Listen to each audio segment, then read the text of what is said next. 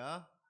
이 시간 이 귀한 예배 자리에 함께 하신 여러분들을 주님의 이름으로 환영합니다. 우리 주님의 사랑과 은총이 이 시간 예배한 우리 모두 가운데 충만하게 임하기를 주님의 이름으로 축원합니다. 우리 같이 한번 선포해 볼까요? 우리 따라 하시겠습니다. 주님께서 우리와 함께 하십니다. 주님께서 우리의 기도를 들으십니다. 주님께서 우리의 삶을 변화시키십니다. 아멘. 지금 우리가 선포한 것과 같이 이 저녁에 주님께서 우리와 함께 하시고 우리의 기도를 들으시며 우리의 삶을 변화시켜 주실 것을 믿습니다. 우리가 은혜를 사모하는 마음 가지고 주님 앞으로 나아가면 우리 주님 반드시 우리를 만나 주실 줄로 믿습니다. 우리에게 성령의 충만함을 허락하여 주시고 또 그 은혜의 풍성함을 맛보게 하여 주실 것을 믿습니다. 그 은혜를 경험하는 복된 시간 되시기를 주님의 이름으로 축복합니다. 오늘의 본문은 성도들이 노임해라는 말로 시작을 합니다. 성도들이 노임해. 여러분, 타도들이 노임해. 여러분, 이 타도들이 놓였다는 것이 의미하는 것이 무엇입니까? 놓이기 위해서는 먼저 잡혀야 하는 것이죠. 그러니까 지금 사도들이 잡혔던 거예요.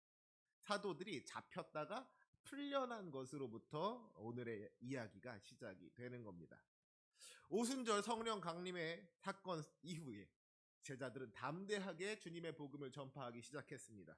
사람들이 저들이 술에 취했나 보다고 조롱하여도 또 너희가 무슨 권세와 누구의 이름으로 이런 일을 하는 것이라고 따져 물어도 그 어떤 시련과 고난도 성령 받은 주님의 제자들을 막을 수는 없더라는 것이죠. 그리고 그런 제자들을 통하여서 놀라운 부흥의 역사가 일어나게 되었습니다. 사도행전 4장 4절을 보니까 말씀을 들은 사람 중에 믿는 자가 많으니 남자의 수가 약 5천 명이나 되었더라 그랬어요. 성령 강림의 역사가 있기 전에 마가의 다락방에서 모여서 기도하던 주님의 제자들의 수가 몇 명 정도 됐다 그러죠? 약 120명 정도 되었다 그랬습니다. 그런데 그 120명 정도 되던 제자들이 오순절날 성령의 임재를 경험하고 나서 그 성령으로 충만하여서 복음을 증거하기 시작하니까 그때부터 부흥의 역사가 불릴듯이 일어나기 시작하는데 얼마 되지 않아서 남자만 5천 명씩이나 예수를 믿게 되는 그런 엄청난 부흥의 역사가 나타났다는 것이죠. 그냥 단순하게 5천 명을 120으로 나누면 어떻게 돼요? 그 짧은 시간에 무려 40배가 넘는 부흥의 역사가 나타났다는 겁니다. 그리고 남자만 5천 명이라 그랬으니까 거기에 여자와 아이들까지 합친다면 어쩌면 80배, 100배에 이르는 놀라운 부흥이 있었을 수도 있겠다는 것이죠. 엄청난 일 아니겠습니까? 그런데 예수님을 인정하지 않는 사람들의 입장에서는 이 놀라운 부흥의 사건이 어떻게 받아들여졌겠어요? 유대교인들에게 있어서 이 놀라운 부흥은 두려운 일이었고 위협적인 일이었습니다. 예수님을 믿는 사람들, 예수님을 주라 고백하는 사람들이 급격하게 늘어나니까 제사장들, 성전 맡은 자들, 사두개인들 같은 사람들이 막 불안함을 느끼는 거예요. 그래서 이들이 사도들을 잡아다가 가두고 위협하면서 어떻게든지 그들의 입을 막으려고 했다는 것이죠. 특별히 베드로와 요한을 잡아다가 가두고 공회에다가 세우고 그러면서 그들의 입을 막으려고 했다는 겁니다. 하지만 어떻게 되었습니까? 그들의 그 모든 시도는 헛되이 돌아가고야 말았습니다. 이들이 베드로와 요한을 공회에 세우고서는 너희가 무슨 권세와 누구의 이름으로 이 일을 행하였느냐? 너희가 무슨 자격이 있어서 백성들을 가르쳤느냐? 따져 물었다는 것이죠. 그 시절에 공회에서 대제사장 앞에 선다는 것이 얼마나 떨리는 일이겠습니까? 죄 지은 게 없어도 경찰 앞에 간다거나 뭐 판사, 검사 앞에 가면은 왠지 모르게 기가 죽게 되는 게 그 선량한 소시민들의 그런 당연한 모습인 거잖아요. 그런데 어지간한 사람들 같으면 공회에서 그 쟁쟁한 사람들 앞에서 심지어 대제사장 앞에 선다는 것이 기가 죽을 만한 일이기도 한 건데 베드로와 요한이 조금도 기가 죽지를 않는 거예요. 원래 갈릴리의 고기 잡는 어부였던 그냥 평범한 사람이었던 이 베드로와 요한이 그 잘난 사람들 앞에서, 그 높은 사람들 앞에서 조금도 꿀리지가 않더라는 겁니다. 담대하게 복음을 전파하는 거예요. 게다가 이 사람들이 무슨 뭐 잘못을 했다면 모르겠지만 이들이 복음을 전하면서 병든 자를 고치는 참 좋은 일을 했단 말이죠. 성전 미문 앞에서 구걸하던 못 걷는 자를 걷게 했단 말이에요. 이게 좋은 일이다 보니까 계속해서 자꾸 트집을 잡을 수만은 없었던 겁니다. 결국 이들이 그 제자들의 입을 막지 못하고 제자들을 놓아주게 된 거예요. 그리고 오늘의 본문은 그렇게 제자들이 베드로와 요한이 공회로부터 노임받은 것으로부터 시작을 하는 거예요. 오늘 본문 23절의 말씀 우리 같이 한번 읽어볼까요? 23절입니다. 사도들이 노임에 그 동료에게 가서 제사장들과 장로들의 말을 다 알리니. 지금 베드로와 요한이 공회에 붙잡혀 갔다가 풀려나서 제일 먼저 한 것이 무엇이냐? 그 동료들, 그러니까 믿음의 동역자들에게 가서 지금까지 무슨 일이 있었는지를 이야기해 줬다는 겁니다. 베드로와 요한이 공회에 끌려가고 나서 다른 성도들이 얼마나 많이 걱정했겠습니까? 혹시라도 어떻게 되지는 않았을까 걱정스러운 마음으로 막 기도하면서 그 소식을 기다리고 있었을 거란 말이죠. 그러니까 공회에서 풀려나자마자 성도들을 찾아가서 그 기쁜 소식을 전했던 거예요. 우리가 아무 일 없이 잘 풀려나게 되었다고, 하나님의 은혜로 우리 주님의 도움으로 말미암아서 정말 우리가 잘 풀려나게 되었다고, 저 제사장들과 장로들이 우리를 어떻게 하지 못했다고, 오히려 우리가 그들 앞에서 담대하게 복음을 전파했다고 지금까지 있었던 일을 그렇게 이야기해 줬겠죠. 여러분, 그런데 그때의 분위기, 그 모임의 분위기를 한번 생각해 보시기 바랍니다. 한번 상상해 보세요. 그렇게 모인 성도들의 분위기가 어땠을까요? 한편으로는 이 베드로와 요한이 풀려난 거니까, 아무 일 없이 잘 풀려난 거니까, 좋은 일이니까 기뻐하는 마음이 분명히 있었을 겁니다.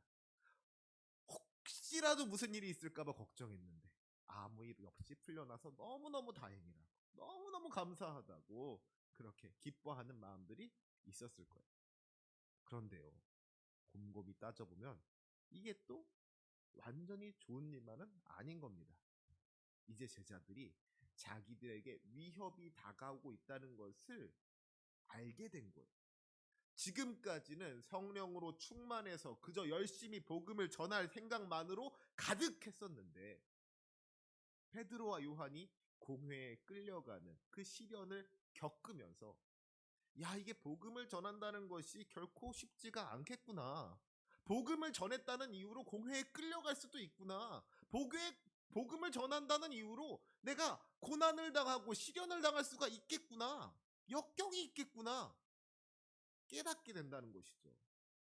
특별히 이 세상에 힘 있는 사람들, 이 세상 가운데에서 권세 있는 사람들이 우리 편이 아니라 우리의 적이구나, 저들이 우리를 대적하는구나 하는 것을 이제 이들이 깨닫게 된 거예요. 그래서 24절부터 28절까지를 보면 이 제자들이 어떤 이야기를 하느냐? 하나님, 이 세상이 너무나도 악합니다. 세상이 주님을 거역하고 대적합니다 하면서 이 세상의 악함을 주님께 고발하고 있는 것을 보게 됩니다.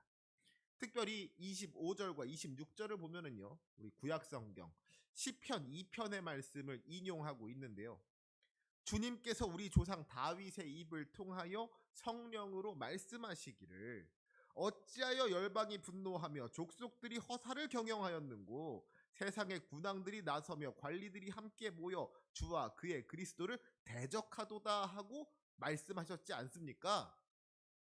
주님, 그 말씀이 정말로 맞습니다. 그 시편의 말씀이 지금 이루어지고 있는 것 같습니다. 과연 헤롯과 본디오 빌라도와 이방인과 이스라엘 백성들이 다 힘을 모아서 우리 주 예수님을 거스르고 대적하려고 하고 있습니다. 주님, 이 세상이 이렇게나 어둡습니다. 주님, 이 세상이 이렇게나 죄악이 가득합니다. 이들이 주님께 탄원의 기도를 올리는 것을 보게 됩니다. 이 현실이 너무나도 어렵다는 거예요. 이 현실이 너무나도 힘들다는 겁니다. 주님 말씀대로 살기가 힘든 이 어두운 죄로 가득한 세상을 주님 앞에 이야기하고 있는 거예요. 고발하고 있는 겁니다. 하지만 여기서 우리가 알아야 할 것은 세상이 죄로 가득하다고 해서, 이 세상이 너무나도 어둡다고 해서 제자들이 기죽지 않았다는 것이죠. 그 세상의 악함이 제자들을 넘어뜨리지 못했다는 거예요. 이들은 결코 좌절하거나 낙심하거나 포기하지 않았습니다. 세상의 권세 잡은 자들이 복음을 가로막는 이 답답한 현실 속에서 제자들은 오히려 기도하기를 선택했어요. 이 제자들이 뭐라고 기도했느냐? 우리 29절 말씀 같이 함께 읽도록 하겠습니다. 29절입니다. 주여, 이제도 그들의 위협함을 굽어 보시옵고 또 종들로 하여금 담대히 하나님의 말씀을 전하게 하여 주시오며. 아멘. 제자들의 첫 번째 기도는 저 세상의 위협 속에서도 하나님의 말씀을 전할 수 있는 담대한 마음을 허락해 달라는 것이었습니다. 세상의 위협 때문에, 저 권세 잡은 자들의 위협 때문에 복음 전파의 길이 막히지 않도록 내가 주님의 종으로서 그 사명을 감당할 수 있도록 담대한 마음을 허락해 달라는 것이 제자들의 가장 먼저 되는 첫 번째 기도의 제목이었다 하는 겁니다. 여기서 중요한 것은요, 이 제자들이 종들로 하여금 담대히 하나님의 말씀을 전하게 해달라 하고 기도했다는 거예요. 제자들은요, 시련과 고난 앞에서 그 시련과 고난을 없애달라고 하지 않았습니다. 그 시련과 고난을 이길 힘을 달라고 했다는 거예요. 그 시련과 고난에 맞설 수 있는 담대함을 달라고 했다는 겁니다. 헤롯과 빌라도가 우리를 위협하니까 헤롯과 빌라도를 치워주세요. 헤롯과 빌라도를 넘어뜨려 주세요. 저들을 무너뜨려 주세요. 이렇게 기도한 게 아니라 그들 앞에서도 우리가 담대하게 하나님의 말씀을 전하게 하여 주시옵소서. 이것이 제자들의 기도의 제목이었다는 것이죠. 복음 전파를 가로막는 문제들을 해결해달라고 기도한 것이 아니라, 그런 문제들을 없애달라고 기도한 것이 아니라, 그런 문제들이 있음에도 불구하고 사명을 감당할 수 있는 담대함을 달라고 이들이 기도했다는 겁니다. 사랑하는 성도 여러분, 여전히 세상은 어둡습니다. 우리가 하나님의 뜻대로 믿음 가지고 말씀으로 산다는 것이 오늘날 이 세상 가운데에도 결코 쉽지는 않더라는 거예요. 우리가 하나님의 일을 감당할 때 항상 모든 조건들이 다 잘 갖추어지는 일이 얼마나 있겠습니까? 항상 부족하고 모자라고 순탄하게 일이 잘 진행되기보다는 오히려 예상치 못했던 문제들, 시련과 역경들, 고난들을 마주하게 될 때가 훨씬 더 많더라는 것이죠. 정말로 하나님의 일을 방해하는 어떤 악한 영의 역사가 있는 것인지, 하나님 뜻대로 살려고 하면은 뭔가 막 일이 더 꼬이고 뭔가 더 어려운 일들이 생기는 그런 경우들 다들 한 번쯤은 경험해 보셨을 겁니다. 답답하지요. 힘이 듭니다. 그런데 중요한 것은 그렇게 우리 인생에 어려움이 생기고 고난이 생길 때, 역경이 닥쳐왔을 때, 문제가 있을 때 우리가 어떻게 해야 되느냐? 그저 그 문제가 해결되기만을 기다리는 것이 아니라 그 문제를 이길 힘을 달라. 그 문제 가운데 무릎 꿇지 않을 수 있는 담대함을 달라고 주님 앞에 나아가며 기도하며 나아가야 한다는 것.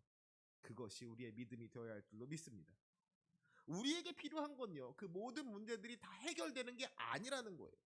우리에게 정말로 필요한 것은 문제가 해결되는 것이 아니라, 문제가 해결되었지 않았음에도 불구하고, 여전히 그 문제가 있음에도 불구하고 하나님의 일을 감당할 수 있는 담대함이고 용기라는 것이죠. 제자들은 그것을 구했어요. 저 세상의 위협이 없어지는 것이 아니라 저 세상의 위협 속에서도 여전히 하나님의 말씀을 전할 수 있도록 담대함을 허락하여 주시옵소서. 제자들이 간절히 기도했다는 것입니다. 우리의 기도도 이와 같아야 할 줄로 믿습니다. 우리 삶의 문제들이 다 해결되기만을 기다린다면, 우리 삶의 모든 문제가 다 없어진 다음에야 우리가 주님의 일을 감당하겠다고 한다면, 주님의 일을 감당할 사람 과연 누가 있을까요? 우리는 아마 아무것도 할 수가 없을 겁니다. 문제들이 여전히 남아있지만, 여전히 힘들고 여전히 어렵지만, 그럼에도 불구하고 내가 주님의 일을 감당하기를 원하니 나에게 담대함을 허락하여 주시옵소서.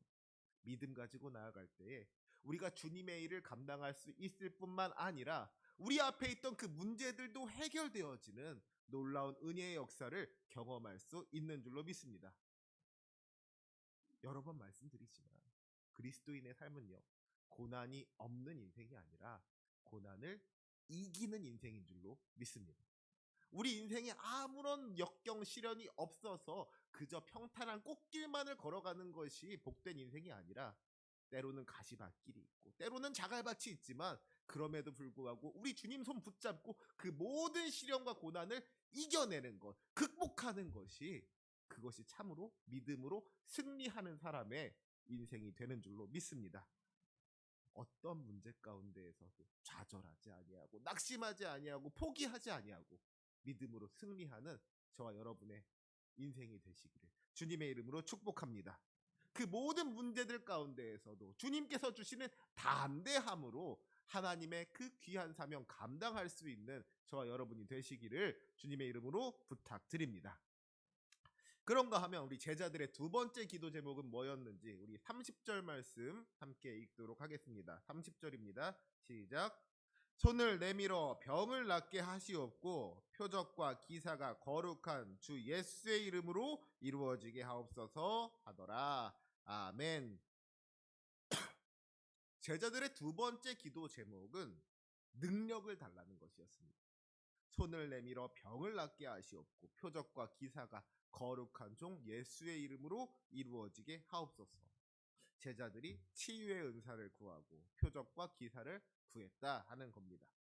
그런데요, 여기서 정말 중요한 것은 제자들이 그러한 능력을 구하면서도 그 능력을 자기가 받기를 원했던 것은 또 아니라는 거예요. 자기 자신이 능력의 사람이 되기를 바란 게 아니었다는 겁니다. 제자들은 그 모든 능력이 거룩한 종 예수의 이름으로 이루어지게 하옵소서, 이렇게 기도했다는 거예요. 사도행전 3장을 보면은 베드로가 성전 미문 앞에서 구걸하던 못 걷는 자를 걷게 하는 이야기가 등장을 하죠. 베드로가 기적을 행하니까, 그 못 걷는 자, 구걸하던 자를 걷게 하니까 그 주변에 있던 모든 사람들이 깜짝 놀라는 거예요. 그런데 바로 그때 그 놀라는 사람들을 보고서 베드로가 했던 말이 무슨 말입니까? 이스라엘 사람들아, 이 일을 왜 놀랍게 여기느냐? 우리 개인의 권능과 경건으로 이 사람을 걷게 한 것처럼 왜 우리를 주목하느냐? 예수로 말미암아 난 믿음이 너희 모든 사람 앞에서 이같이 완전히 낫게 하였느니라.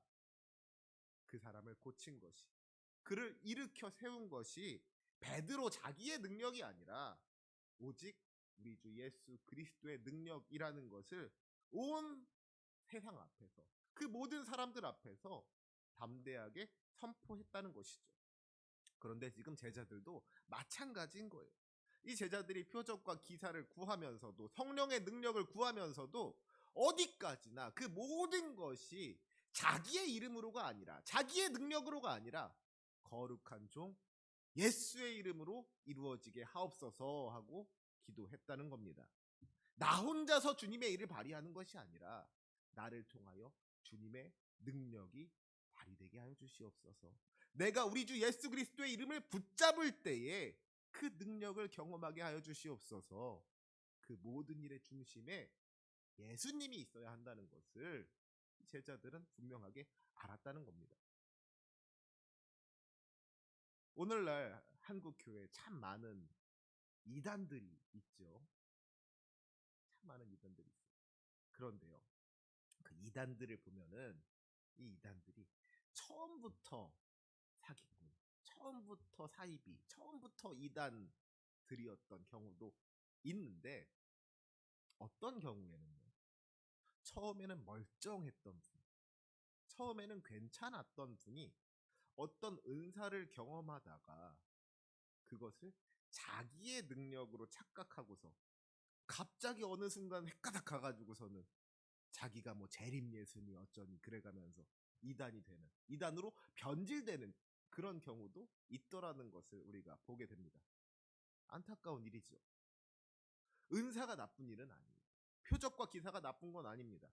하지만 혹시라도 우리가 그것이 하나님의 선물이라는 것을 잊어버리고 자기의 능력으로 착각하는 순간에 그 모든 능력들이 오히려 그를 넘어뜨리는 올무가 될 수 있다는 것, 걸림돌이 될 수가 있다는 것, 우리는 분명하게 기억해야 할 줄로 믿습니다. 그런데 어디 치유의 은사, 표적, 뭐 이런 기사 이런 것들 뿐이겠습니까? 사실은 우리가 누리고 있는 이 모든 것들이 우리 주님의 은혜이고 우리 주님의 선물이라는 것을 우리가 기억하지 못한다면 우리 역시도 그런 교만함의 함정에 빠질 수가 있다는 것을 우리는 잊지 말고 기억해야 할 줄로 믿습니다. 우리의 건강과 우리의 물질과 우리의 힘과 지혜와 능력, 그 모든 것들 우리 주님께서 주신 선물인 것이죠. 우리 주님께서 주신 은혜인 거예요.